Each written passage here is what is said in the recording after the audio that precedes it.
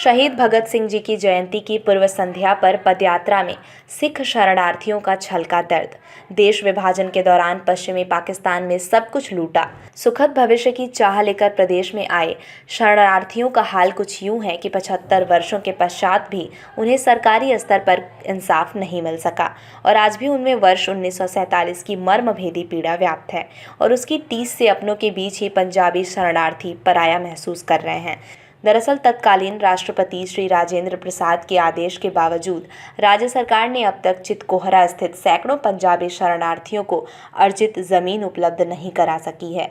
भूमाफियाओं के अवैध कब्जे से निजात पाने के लिए अर्जित जमीन के दावेदार शरणार्थियों ने राज्य सरकार से किसी तरह की मदद मिलने की उम्मीद छोड़ दी है। मानवाधिकार आयोग और राज्यपाल के तमाम आदेश सचिवालय तथा जिला समाहरणालय में कागजी घोड़ा बनकर रह गया है। भू राजस्व विभाग से लेकर जिला प्रशासन तक के अधिकारी एक ही सिक्के के दो पहलू हैं। राष्ट्रपति से लेकर राज्यपाल और मानवाधिकार आयोग ने चितकोहरा शरणार्थी शिविर की अर्जित भूमि पर किए गए अतिक्रमण को मुक्त कराने और दखल दिलाने का आदेश राज्य सरकार को दिया, लेकिन अब तक आदेश के आलोक में कोई कार्रवाई नहीं हुई है। तत्कालीन राष्ट्रपति डॉक्टर राजेंद्र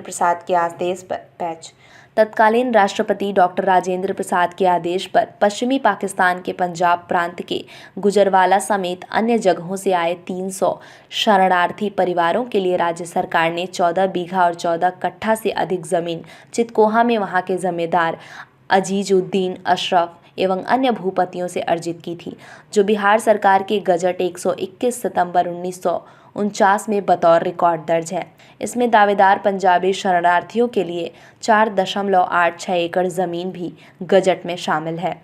दावेदार शरणार्थी में परिवार हैं जिनका सब कुछ पाकिस्तान में रह गया और वे केवल अपनी जान बचाते हुए खाली हाथ भारत लौटे थे। लेकिन हैरानी की बात यह है कि पटना जिला प्रशासन के दस्तावेज के मात्र 4.47 एकड़ जमीन ही दर्ज है, जिसके तहत शरणार्थियों के लिए 2.47 एकड़ जमीन पर 139 क्वार्टर निर्मित कराया गया और 100 परिवारों को बसाया गया।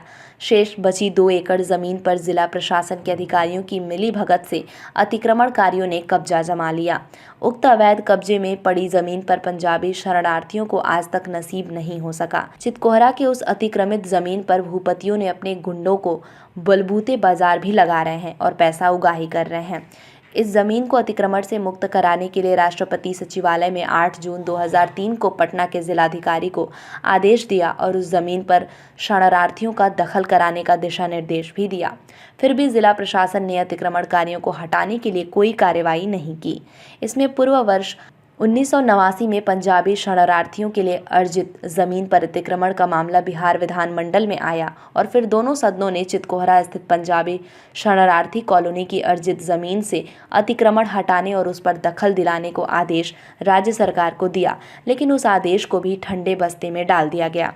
वर्ष 1984 से 85 में सहाय एवं पुनर्वास विभाग के आयुक्त बीके सिंह ने भी जमीन को अतिक्रमण मुक्त कराने और उस पर शरणार्थियों को दखल दिलाने का जिलाधिकारी को दिया।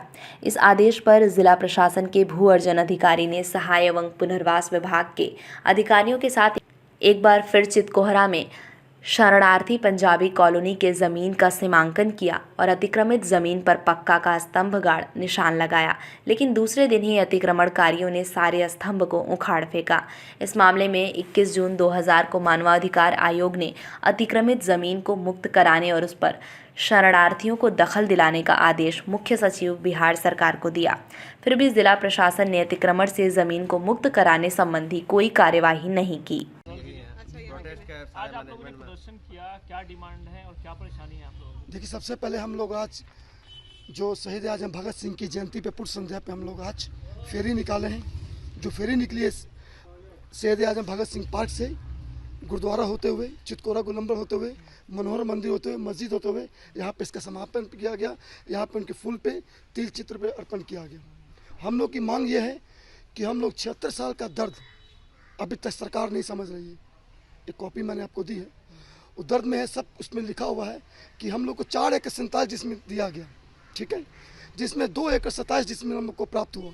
जो 2-20 बची शेष यहाँ का जमींदार नूरुद्दीन अशरफ के वालिद परिवार अभी तो उस पर काबिज हैं 70 साल से। सरकार ने अभी तक अतिक्रमण मुक्त नहीं कराया, हम लोग को ज़मीन नहीं मिली। वो ज़मीन जो बाकी ज़मीन थी उसमें खेल कूद मैदान रहेंगे, सामुदायिक भवन में हम लोग की दुकानें मिलेगी, सिक्कों के लिए उपयोग के लिए बनी थी, मगर आज तक नहीं हम लोग को मिला है।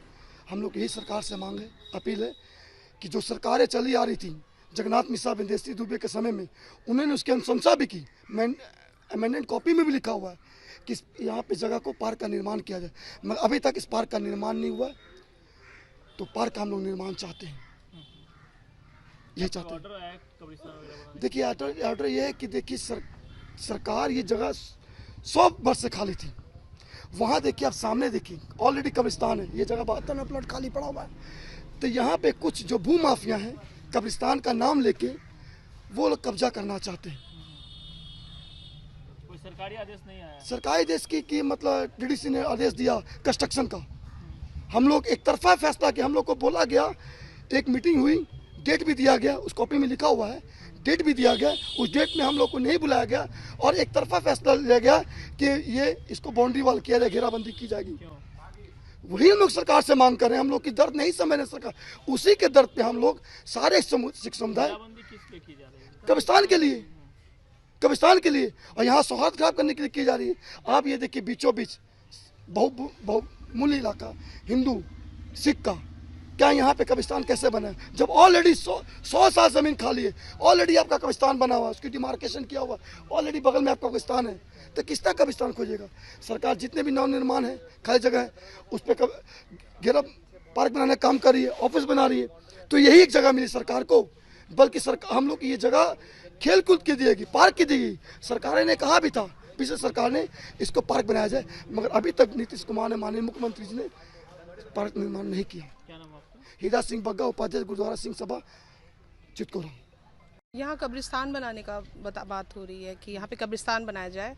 हम लोग आजू बाजू में सब लोग, हम लोग पंजाबी, हिंदू, मुस्लिम कोई भी नहीं है, लेकिन यहाँ पे कब्रिस्तान कैसे बनेगा? हमारा गुरुद्वारा भी, आने जाने का रास्ते में गुरुद्वारा है, मंदिर है, लेकिन यहाँ पे बता रहे कि कब्रिस्तान बनेगा और हम लोग यहाँ रहते हैं।